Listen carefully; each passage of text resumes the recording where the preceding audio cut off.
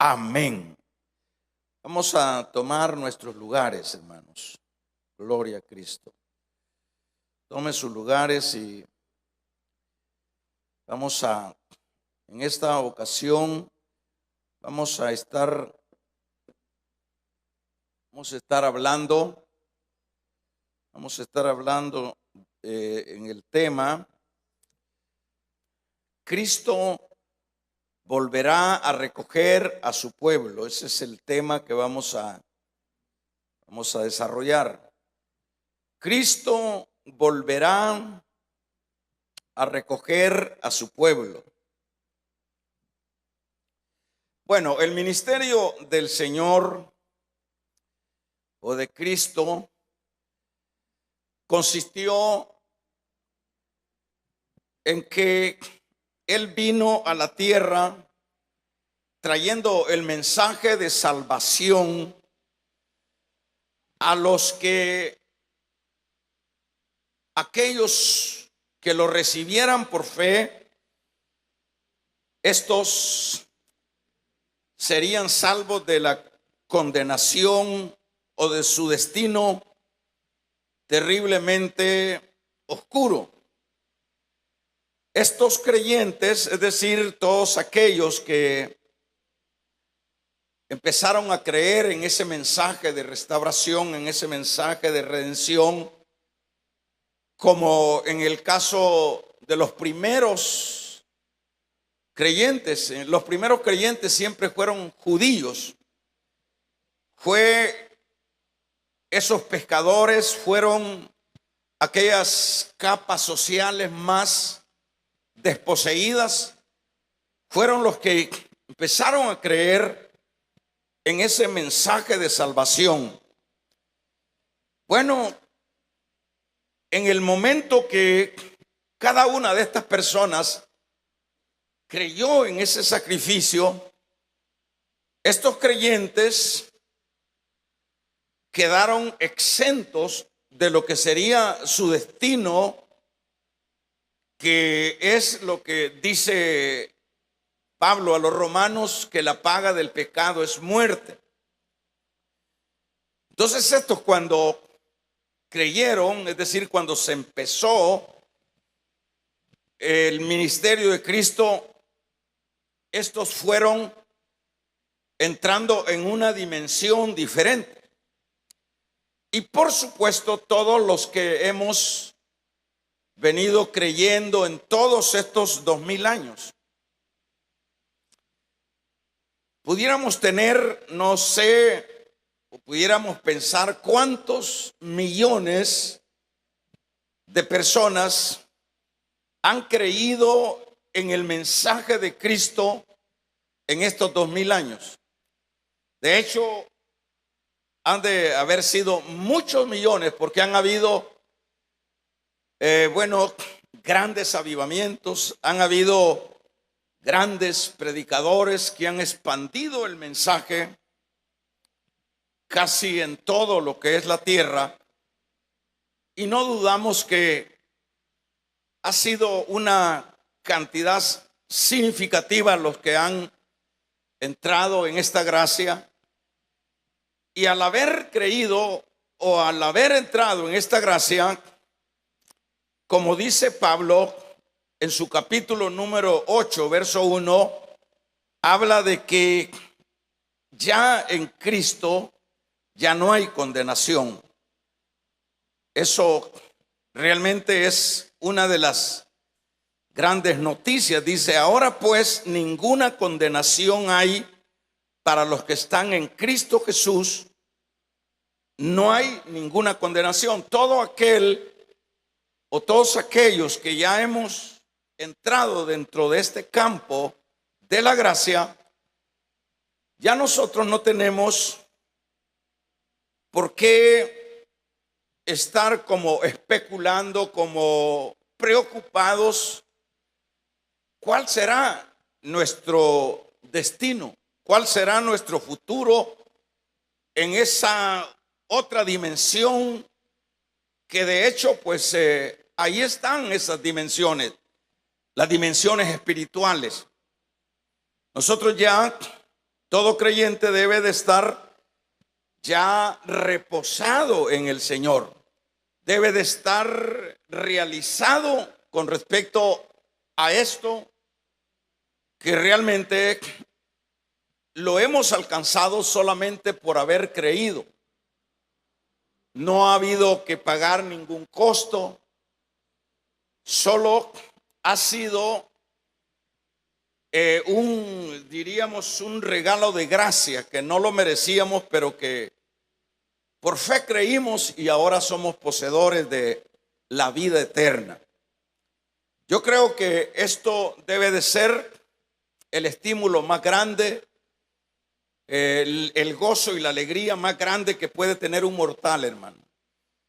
Le digo esto por el hecho de que ¿quién no sabe que después de la muerte hay una esfera que es la esfera prácticamente espiritual? Todo mundo sabe que hay un más allá.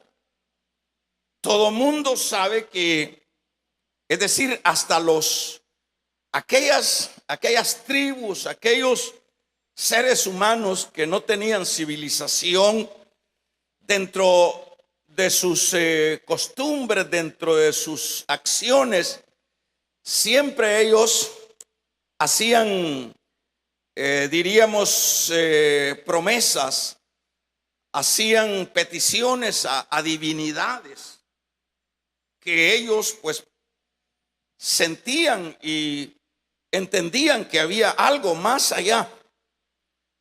Aún en esa condición de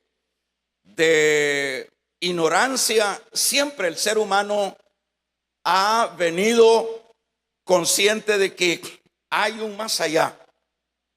Pero cuando nosotros ahora ya con toda la información, con una Biblia, con el Espíritu Santo, sabemos que hay ese más allá, ya nosotros estamos ya seguros de que ese más allá ya es un hecho de gloria, de bendición para todos aquellos que hemos creído en ese sacrificio de Cristo, como ya mencioné hace un momento. Entonces, en este caso, como decíamos, ya no hay por qué afligirnos. ¿Qué será de ese más allá? Ya Cristo pagó por nosotros en la cruz del Calvario. Ya pagó, dice Colosenses, clavó nuestros pecados, es decir, todos nuestros delitos que debíamos en cuanto a pecado fueron clavados en la cruz del Calvario.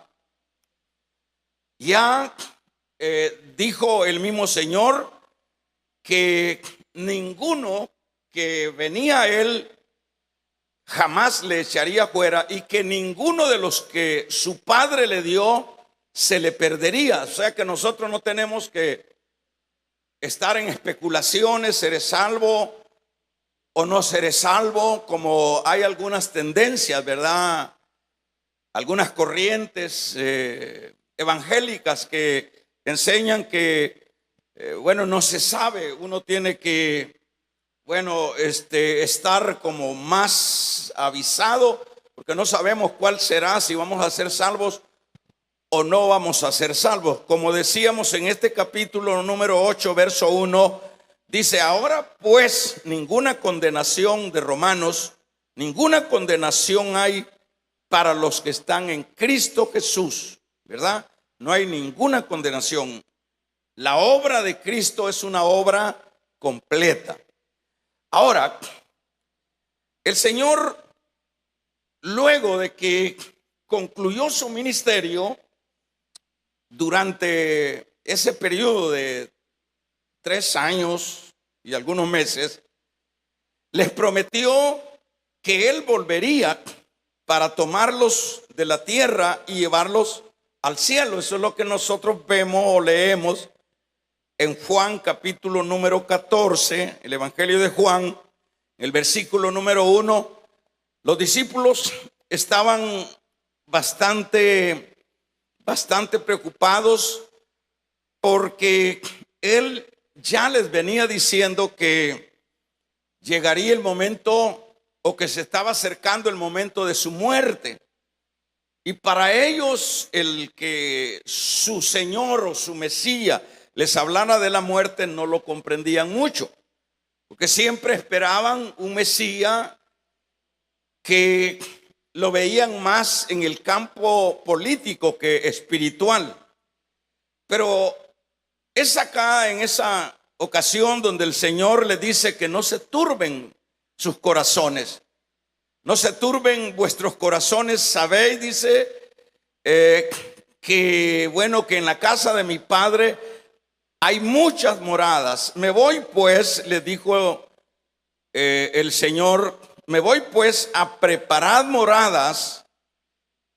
Le dice en el versículo número 2, en la casa de mi Padre hay muchas moradas. Si me fuere yo y hubiera dicho, voy pues a preparar lugar para vosotros, y si me fuere y os preparare lugar, vendré otra vez y os tomaré a mí mismo, para que donde yo estoy, también estéis. Y sabéis a dónde voy y sabéis el camino, ¿verdad? Acá Él los consuela, le dice, no se preocupen. Ustedes deben de saber que el hecho de que han creído por fe en mi sacrificio, les estaría diciendo, no se preocupen, porque de hecho ustedes ya tienen todo lo que serían los beneficios celestiales. Por eso les dice, no se turben, no se turben. En la casa de mi Padre hay muchas, en la casa de mi Padre hay muchas moradas. Hay, dice, y si me fuere yo, y si les, así como les he dicho, voy pues y voy a preparar lugar para vosotros. Y si me fuere, dice el verso 3, os prepararé lugar. Dicho de otra manera, hace 2000 años el Señor se fue. En el capítulo número 1, verso 10 al 11 de Hechos de los Apóstoles, Él les lleva a ese lugar y luego se alza en las nubes. Los discípulos quedaron viéndolo subir y luego aparecieron seres angelicales y le dijeron, varones galileos, ¿por qué estáis viendo hacia arriba? Así como le habéis visto ir en las nubes del cielo, así también vendrá en la nube del cielo. Es decir, la promesa del regreso de Cristo es un hecho y lo vamos a encontrar en muchas partes de la palabra o de la Biblia.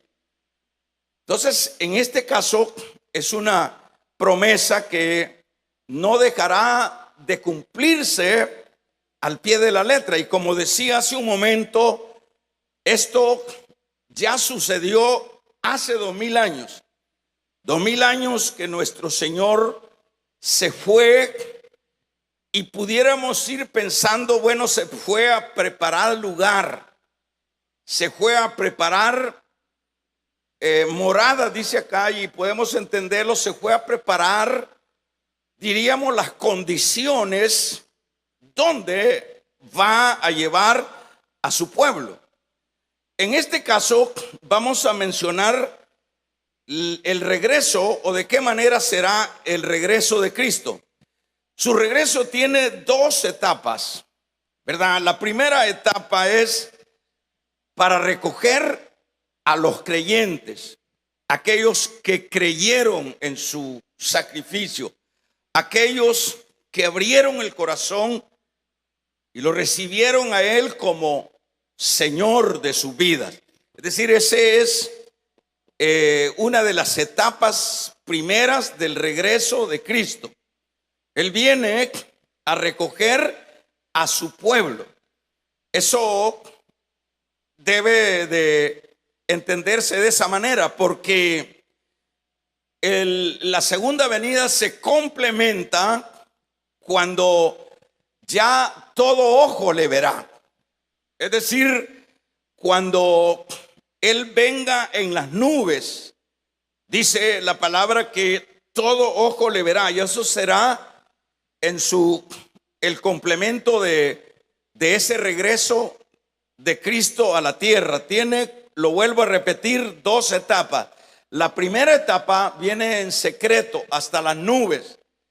Toca la trompeta, los muertos que han fallecido en la fe, estos resucitan.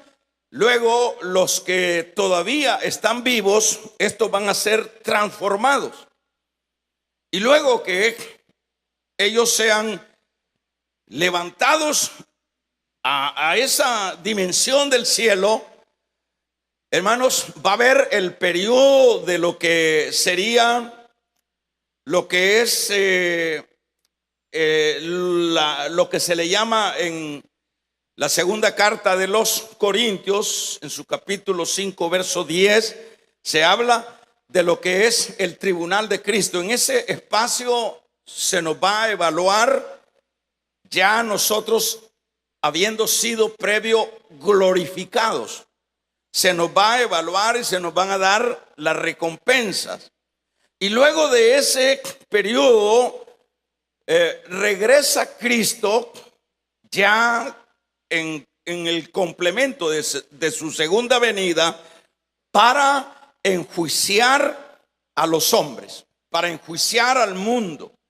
Dicho de otra manera, este mundo, aunque quiera disimular, aunque quiera obviar, el que se tendrá que enfrentar a ese Dios, aunque ellos lo disimulen, aunque ellos no lo crean, el Señor pues ha dicho que volverá primeramente, como decíamos, a recoger a su pueblo, y luego vendrá y ejecutará juicio sobre este mundo.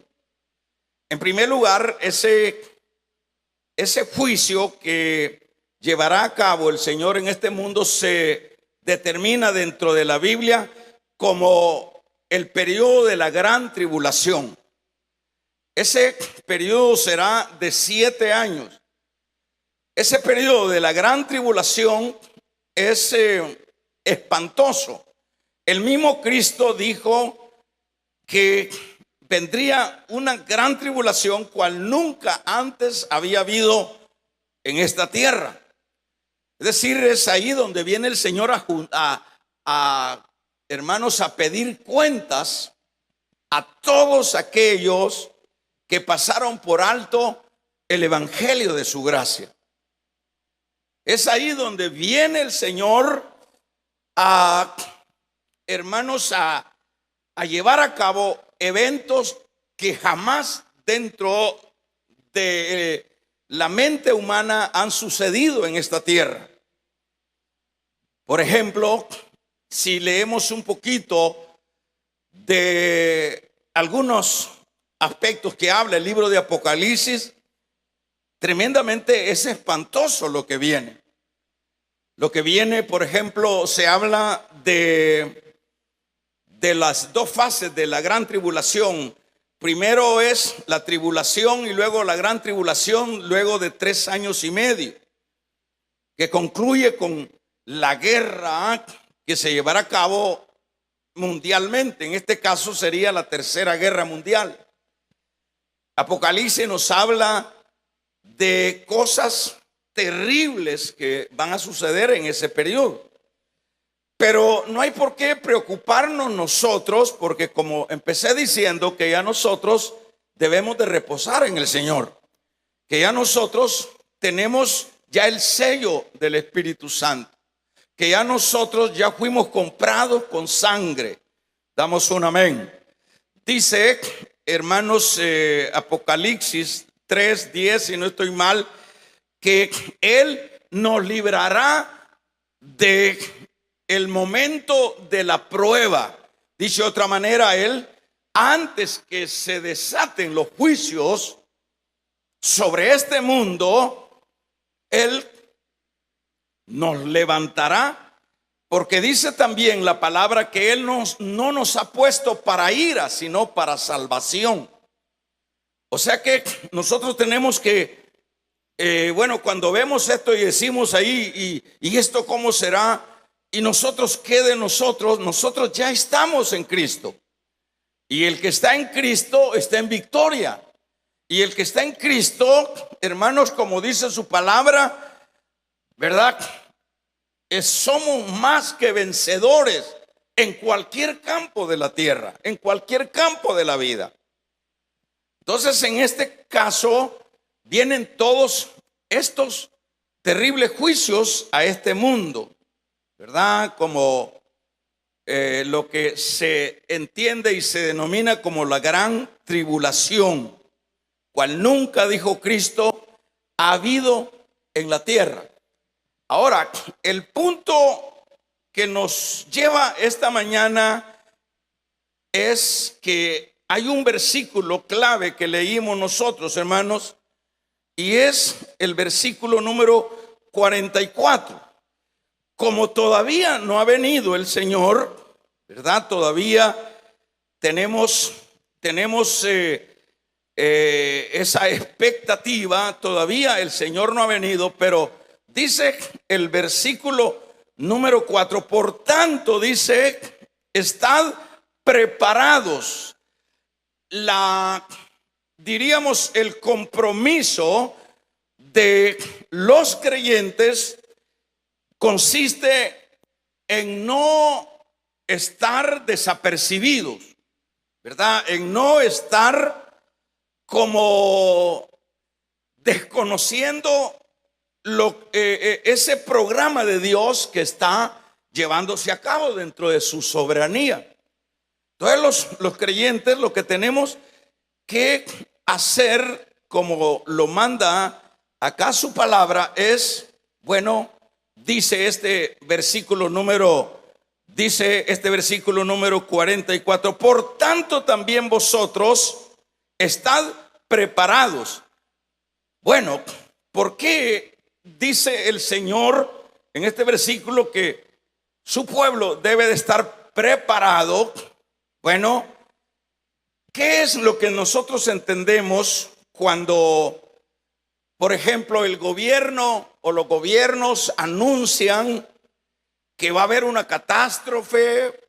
Por ejemplo, en esta parte de Estados Unidos, en la Florida, siempre que se dan los huracanes, bueno, las autoridades lo que hacen es monitorear y van haciendo sus estudios, y de acuerdo a el peligro de los huracanes, que en este caso sería lo que sucede ahí en esa parte, ¿verdad? Ellos están anunciando, ellos están alertando. Dice, tal día viene por tal parte el huracán.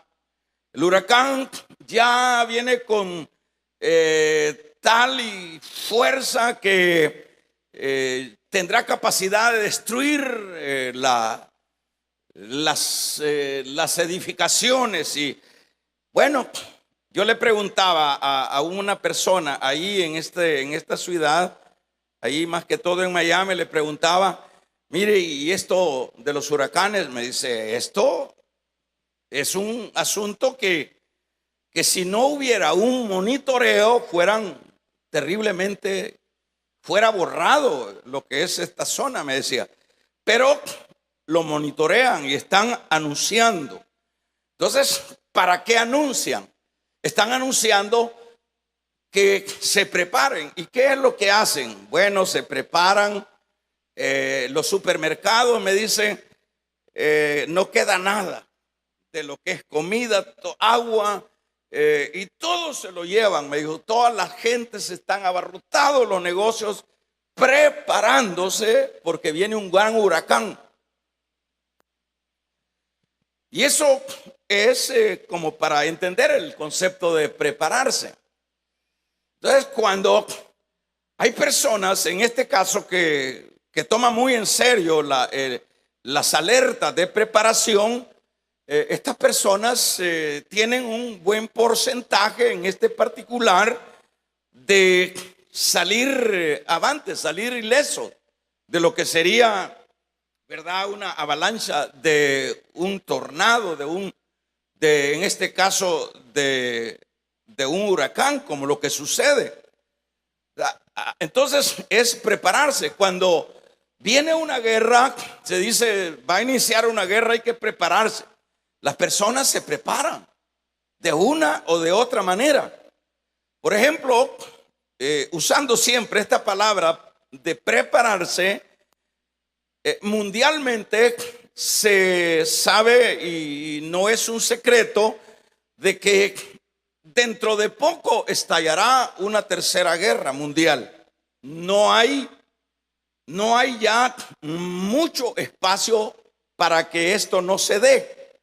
Es decir, las condiciones, los intereses de las potencias, la situación climática, y pudiéramos mencionar un montón de cosas que ya no da más este mundo, ya no da más esta tierra. Los intereses son fuertes de las potencias, y es muy sabido que, hermanos, se está fraguando dentro de poco una tercera guerra mundial. Pero una tercera guerra mundial ya no sería con las dimensiones de la primera ni de la segunda. La tercera guerra que se está visualizando es una guerra espantosa. Y de hecho esto va a coincidir con lo que es la gran tribulación. ¿Por qué es una guerra espantosa? Porque en este caso, hermano, ya casi que es una guerra atómica, donde va a ser terriblemente desastroso lo que se va a llevar a cabo con lo que es. Ahora, el punto que quiero decirle yo, ¿qué es lo que están haciendo las grandes élites del mundo? Hoy, en este tiempo, tiene gran auge y tienen grandes ventas los búnkeres soterráneos, los búnkeres bajo la tierra. Están en tiempo de Hitler hubieron búnkeres para protegerse de las bombas, pero ahora es algo más sofisticado. Yo leía la vez pasada de un millonario que tiene prácticamente bajo tierra, una ciudad, tiene piscina, tiene supermercado, tiene todo, y está a muchos metros abajo de la tierra. Tiene comida, dice, para 2 años. Que si la guerra atómica que viene para este mundo durara 2 años, este millonario ya está preparado, en esa ciudad que él ha construido, donde no hay forma que entre a alguna partícula de lo que sería esto atómico, y donde ellos y su familia no tendrían que salir, porque ahí lo tienen todo, hasta canchas de fútbol tienen ahí. ¿Será tanto así? Sí, la gente se prepara. Y a donde quiera, las élites están comprando, hermanos, refugios para librarse de lo que viene. La gente sabe, las élites saben de lo que viene. Pero, ¿qué es lo que están haciendo? Lo que están haciendo es preparándose. Ellos se están preparando, están haciendo preparativos, no preparativos, diríamos, superficiales. Están haciendo preparativos fuertes.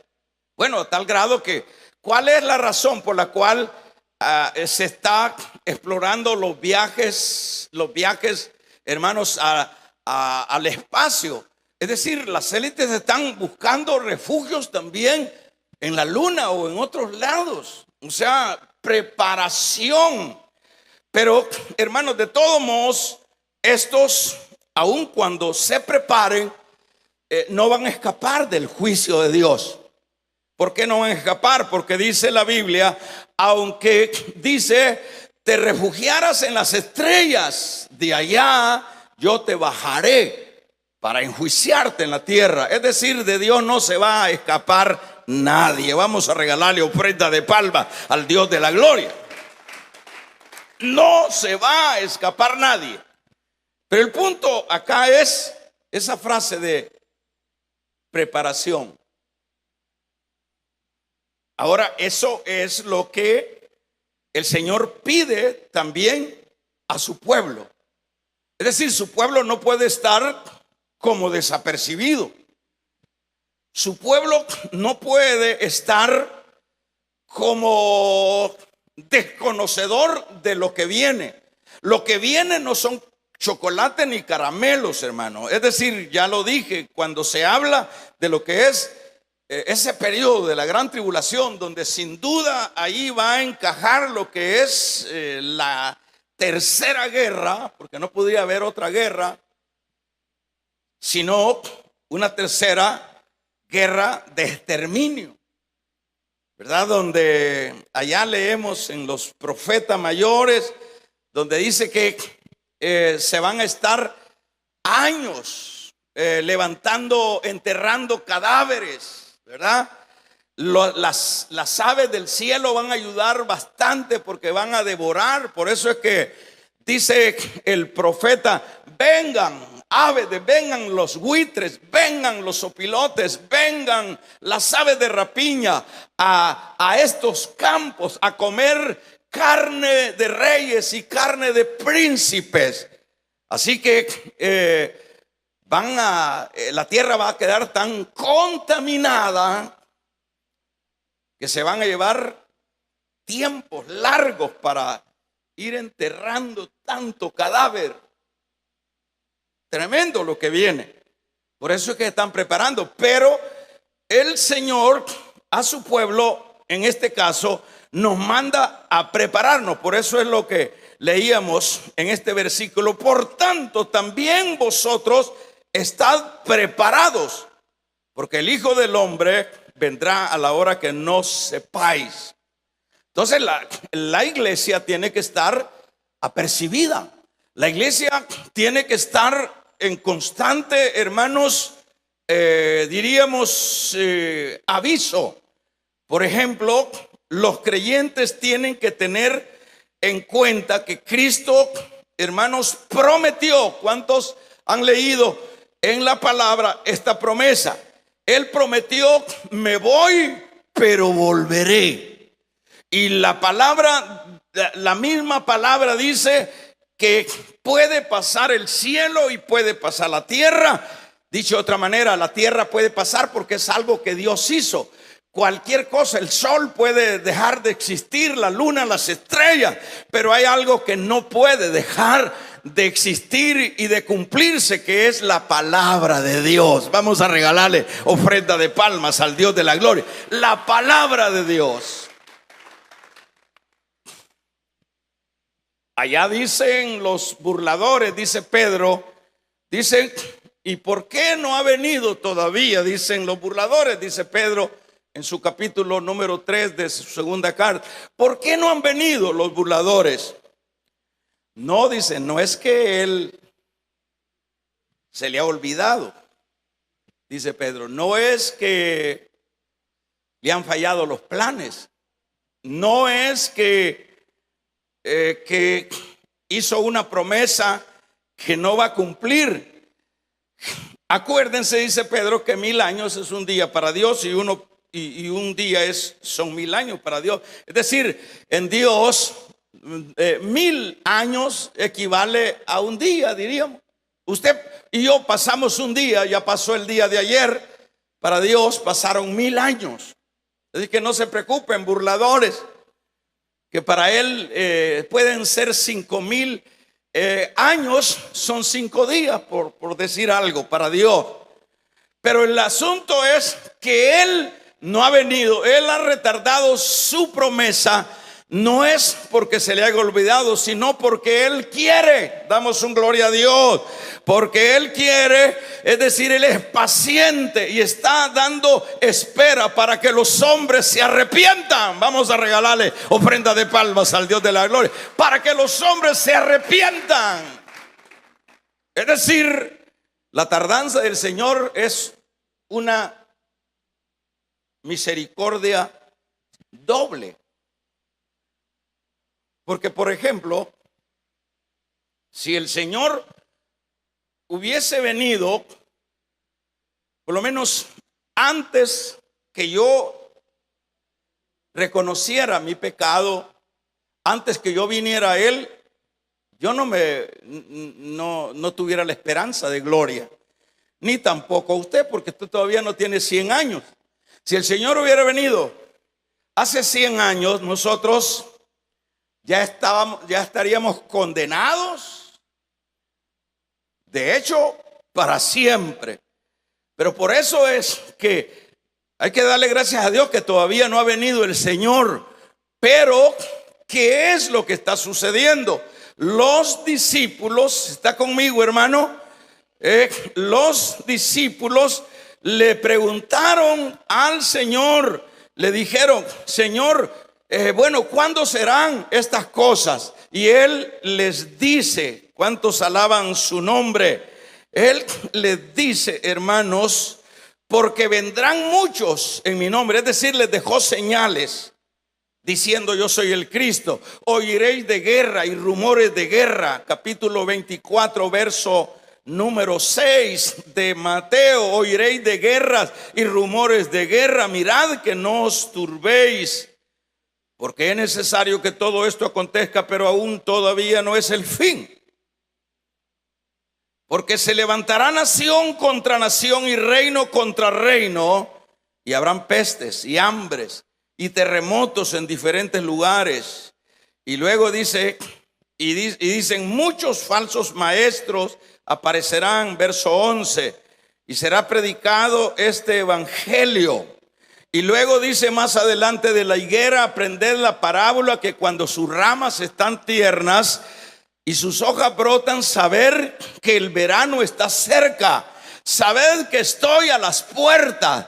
Todo esto, este panorama ya lo estamos viviendo nosotros. Nosotros somos la generación, hermanos, más privilegiada de los seres mortales que han habido en esta tierra. ¿Por qué? Porque nosotros, a través de esta bendita palabra y del Espíritu Santo, nosotros, hermanos, estamos conocedores de los tiempos del Señor. Nosotros estamos al día de los tiempos del Señor. Le vamos a regalar ofrenda de palmas al Dios de la gloria.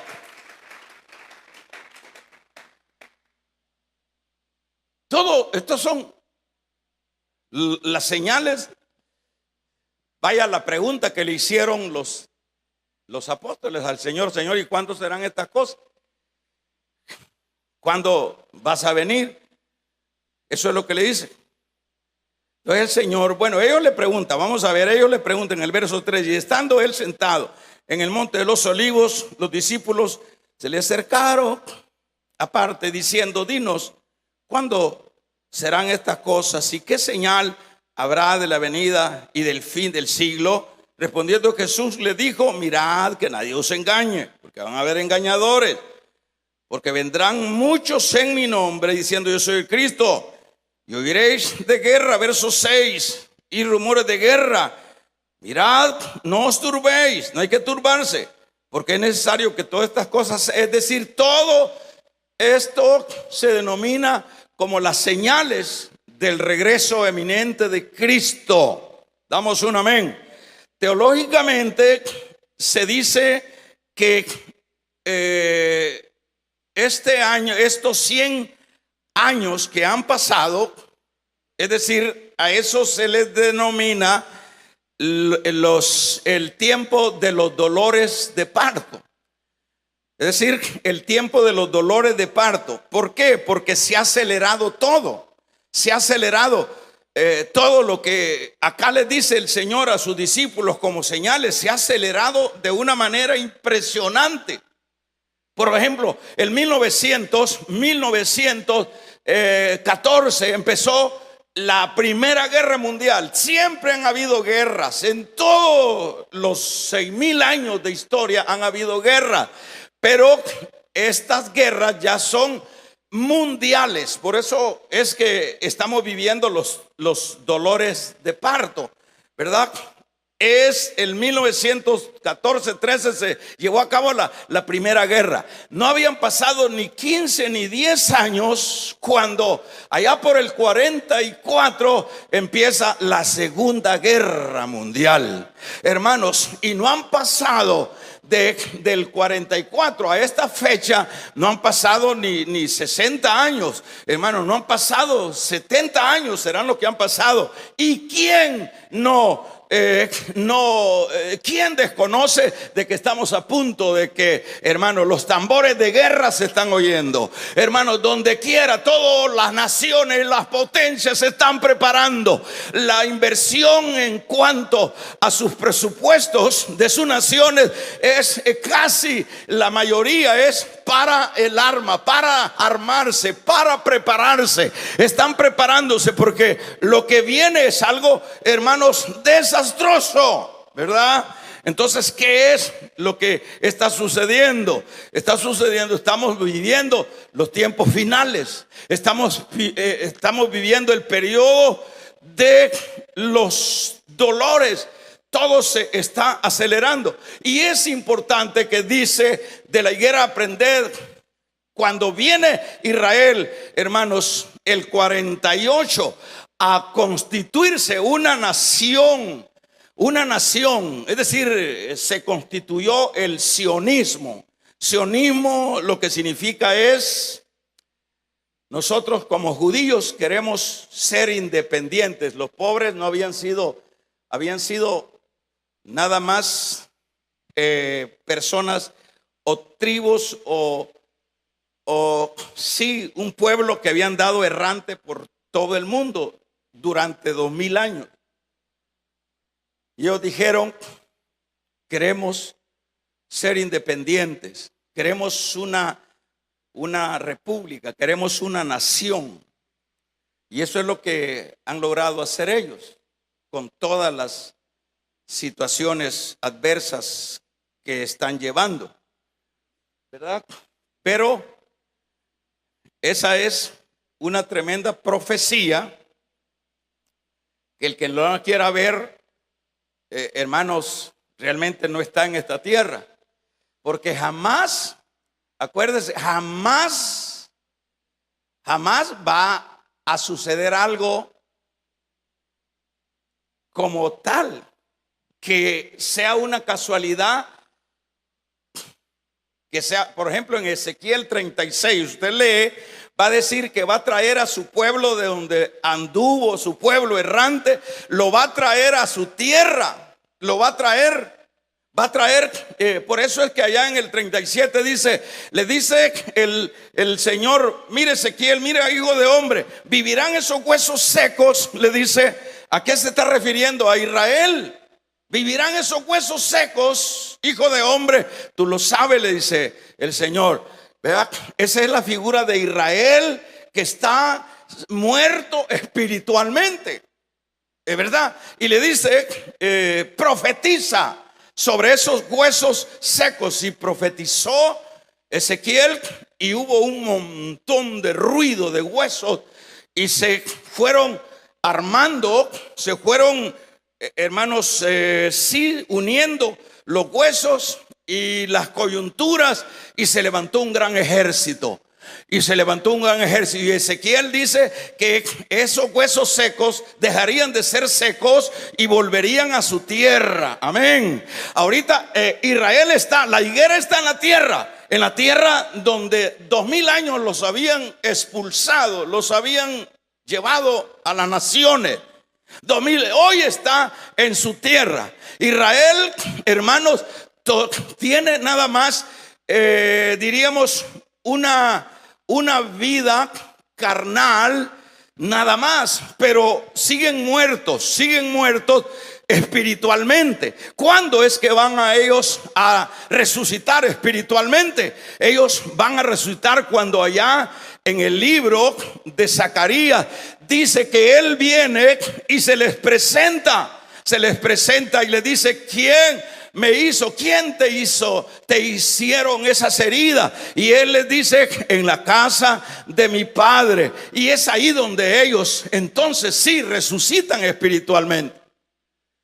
Las cosas estamos viéndolas nosotros. Nosotros estamos viendo cosas que desearon ver otros. Ahora, con lo cual voy finalizando, ¿qué es lo que tenemos que hacer nosotros? Lo que nos manda la palabra acá: prepárese. Prepárese, porque la cosa está a la vuelta de la esquina. Prepárese o preparémonos. Eso es lo que dice ese verso acá, ¿verdad? Ustedes prepárense. Vamos a ver qué es la preparación que nosotros tenemos que hacer. Entonces, no es que ya porque ya estamos salvos echémonos a dormir, ya porque ya está nuestro nombre escrito en el libro de la vida, comamos y bebamos porque mañana moriremos. No, porque ya tenemos el sello del Espíritu Santo, ya no tenemos nada que hacer. No, hay responsabilidades. Vamos a regalarle ofrenda de palmas al Dios de la gloria. Hay responsabilidades. Y entonces, ¿qué es lo que tenemos? ¿Qué es lo que nos manda el Señor? A prepararnos. Eso es lo que leemos. Por tanto, también vosotros, verso 4 del capítulo 24 de Mateo. Por tanto, también vosotros estad preparados, porque el Hijo del Hombre va a venir. Entonces vamos a ver. Si aquellos se preparan con comida, si los otros se preparan haciendo búnkeres debajo de la tierra para salir ilesos dentro de las guerras que vienen, y otros están buscando nidos en los planetas para escapar de la hecatombe que viene a esta tierra, entonces la iglesia no puede estar dormida. La iglesia no puede estar desapercibida. Acá nos dice su palabra: ustedes también deben de prepararse. Entonces, la preparación nuestra, ¿qué significa la preparación nuestra? Primeramente, le voy a decir nada más 2 o 3 aspectos para que de esa manera pues podamos sintetizar lo que es una preparación. La preparación de la iglesia es, hermanos, pudiéramos verla que estemos ocupados en su obra, ¿verdad? Ocupados en su obra. Para ponerle algunos aspectos que podemos entender como prepararnos. Aquellos se preparan con comida, aquellos se preparan con armas, aquellos se preparan porque lo que viene es fuerte, pero también por lo que viene para nosotros no es una cosa sencilla. Lo que viene para nosotros es nuestro levantamiento, porque eso es lo que dijo el Señor: me voy, voy a regresar y lo voy a tomar, y donde yo esté también ustedes van a estar conmigo. Entonces, para puntualizar algunos detalles, dice, entonces lo que necesitamos es estar ocupados. Eso sería prepararse, estar ocupados, estar, hermanos, siempre poniendo en primer lugar las cosas de Dios. Eso debe de tomarse muy en cuenta. Por ejemplo, el versículo 45 del 24 de Mateo: ¿quién pues es el siervo fiel y prudente, el cual puso su Señor en la casa para que les dé el alimento? Entonces, ¿quién es? Lo que dice este versículo número 45 está hablando de alguien a quien Dios delegó, es decir, Dios, por lo menos nosotros como iglesia, Dios no nos salvó, ya somos salvos, pero tampoco Dios no nos trajo a su iglesia, hermanos, como diríamos, ovejas de engorde. No, nos trajo para que nosotros, hermanos, nos ejercitemos en su obra. Por eso es de quién es el siervo fiel y prudente, sino el que le da el alimento a su tiempo, el que está pendiente de la obra de Dios. Eso significa prepararse, estar en la jugada. La iglesia nunca, hermanos, la iglesia nunca puede acomodarse, porque la iglesia tiene suficiente claridad cuáles son sus responsabilidades. Entonces, usted ve que ahora las iglesias, los que pertenecemos a la iglesia, nadie quiere mover una uña. Todo el mundo quiere nada más la predicación, pero nadie invita a nadie, nadie hace nada. Entonces es una iglesia que no está preparándose. Por eso dice este verso 42, ¿quién es el siervo prudente? ¿Quién es ese siervo prudente? El siervo prudente está hablando de uno que tiene un señor. ¿Quién es ese siervo prudente? Sino el que está dando el alimento a su tiempo, ¿verdad? Está diciendo este verso 45. Y lo vamos a leer en otra versión, este 45, donde dice, ¿quién es el sirviente responsable y atento? Es aquel a quien el amo deja a cargo de toda su familia para darles de comer a su debido tiempo. Responsabilidades dentro de la iglesia. Usted no crea que ser cristiano es nada más ser turista de una iglesia. No. Usted todavía, si ese es el concepto de nosotros como iglesia, todavía, hermanos, no hemos entendido qué es esto, ¿verdad? Mire cómo dice, ¿quién es el sirviente responsable y atento? Es decir, el Señor les dijo, ¿qué fue lo que le dijo a Pedro en su capítulo número 21 de Juan? Él dice, ¿me amas, Pedro? ¿Me amas, Pedrito? ¿Me amas? Mira, porque eso es lo que nosotros escuchamos en la iglesia. Te amo, Señor, es que vos sos mi amor, Señor. Y a Pedro lo enmarcó el Señor, ¿me amas, Pedro? Se lo dijo 3 veces. Y cuando Pedro agachó la cabeza y le dijo, tú sabes, le dijo, si me amas, si es verdad que me amas, ¿qué le dijo? Trabaja, cuida mi iglesia. Haz la labor en tu iglesia, en las ovejas. ¿Verdad? O sea que no hay otro modelo de la iglesia.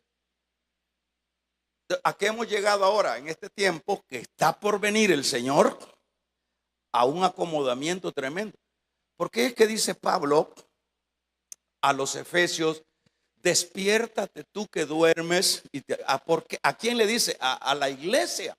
La iglesia, como dice aquel canto de aquel hermano Vidal, dice, la iglesia no está muerta. La iglesia lo que tiene es que está dormida.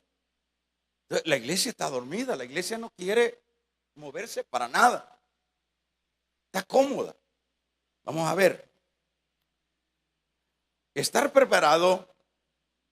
Todo aquel que tiene la esperanza, lea primera de Juan 3:3, dice, yo se lo leo, todo aquel que tiene esta esperanza, ¿cuál es la esperanza que usted tiene? Que viene Cristo, se purifica a sí mismo como Él es puro. Todo aquel que tiene esa esperanza, si yo les preguntara, levante la mano, no lo haga. Los que tienen la esperanza que Cristo va a venir a recogerlos. Bueno, entonces aquí dice Juan, todo el que tiene esa esperanza, ¿verdad? Todo el que tiene esa esperanza se purifica a sí mismo como Él es puro. Es decir, esa persona vive, eso es prepararse, se purifica. ¿Por qué? Porque Él es puro.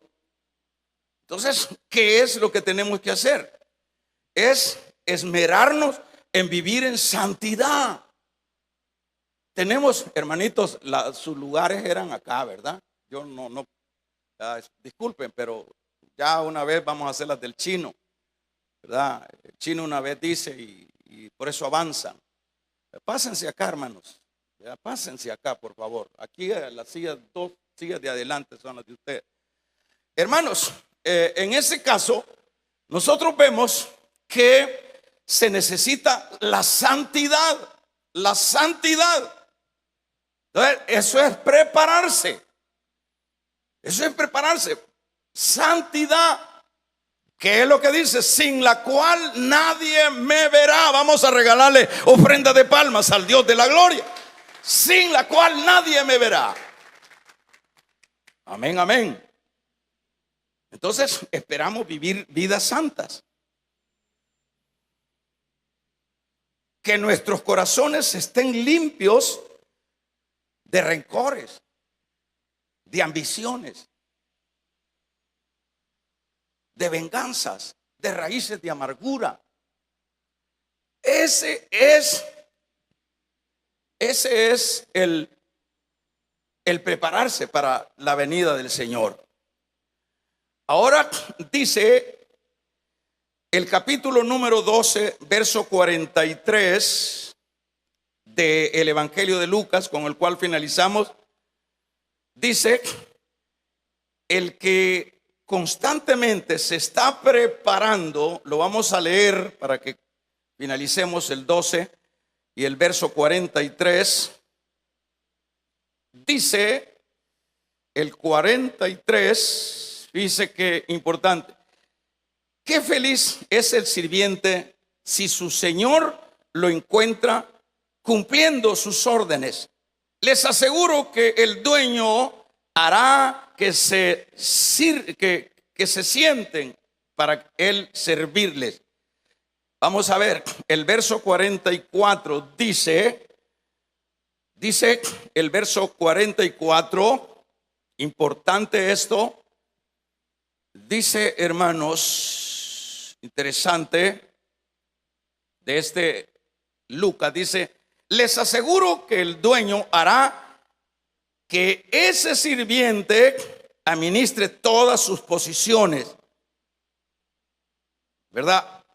Pero dice el siguiente versículo de este capítulo 12, dice, pero el verso 45, mire lo que dice, es interesante. El verso 45 dice: pero supongamos que el sirviente piensa que su amo salió de viaje y tardará mucho en volver, entonces comenzará a golpear a sus consiervos, a comer y a beber con los borrachos. Cuando vuelva su amo en aquel día y aquella hora, que no lo sabe, que no lo espera, le castigará fuertemente. O sea, no hay excusas. El Señor siempre nos ha alertado. Por eso decíamos a manera de tema: Cristo volverá a recoger a su pueblo, y lo que tenemos que hacer nosotros es estar preparados. Damos un gloria a Dios. ¿Y por qué tenemos que estar preparados? Porque primeramente debemos de saber, no se sabe a la hora que va a venir. Capítulo número 24, verso 44 de Mateo: será en un abrir y cerrar de ojos. Primera de Corintios 15, 52. Así que ya en ese momento ya no va a haber tiempo para prepararse, porque como un relámpago aparecerá del oriente al occidente. Capítulo número 24, verso 27 de Mateo. Dice: mirad, velad, porque no sabéis a qué horas ha de venir vuestro Señor.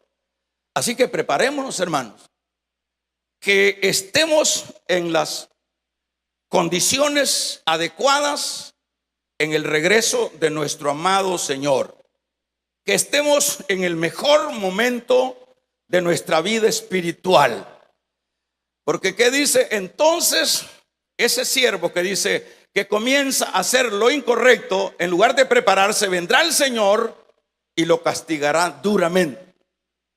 Esto quiere decir que aquellos hermanos que no se han preparado probablemente no sean de la iglesia, o probablemente sean de la iglesia pero son creyentes desobedientes. Entonces, en ese caso nosotros necesitamos, hermanos, tomar muy en cuenta las advertencias de Dios. Puede ser que Cristo venga de un momento a otro o puede ser que nos muramos de un momento a otro. Pero debemos de estar preparados. Cierre sus ojos, ahí en su lugar, con sus ojos cerrados. Gloria a Cristo.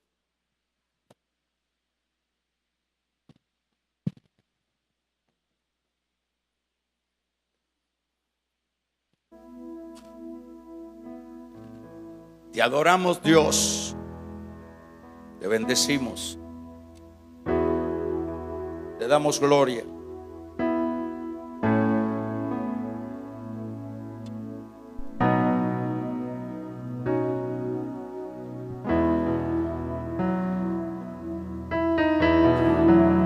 Adoremos al Señor. La gran pregunta es, ¿estamos preparados? ¿Estamos preparados, hermanos? ¿Ha confesado sus pecados? ¿Hemos dejado aquello que ofende a Dios? Hagámoslo antes que sea demasiado tarde. Cristo está a las puertas y necesitamos estar en las mejores condiciones espirituales. No perfectos, pero sí en las mejores condiciones espirituales. Vamos a hacer una oración. Los que se van a reconciliar, los que van a pedirle al Señor perdón porque han estado descuidados espiritualmente, hagan conmigo esta oración. Padre, dígale: yo soy esa persona que he estado muy desubicado de lo que es mi vida espiritual. Por lo tanto, Dios, te pido, dígale, que me perdones. Por lo tanto, te pido que me ayudes a caminar de nuevo por el camino correcto. Yo soy esa persona que, es más, me he alejado, pero hoy te pido que me perdones.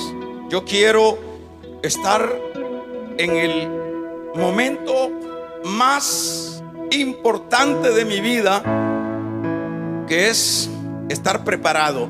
Quiero estar listo, quiero estar en buenas condiciones espirituales. Aquí está mi corazón, aquí está mi vida. Los que han hecho conmigo esta oración sencilla, ahí en su lugar, levante su mano derecha. Su mano derecha. Los que se van a reconciliar, los que le creen a la palabra. ¿Por qué hemos hablado de este tema? Porque habemos muchos hermanos que estamos bastante desubicados de la vida espiritual.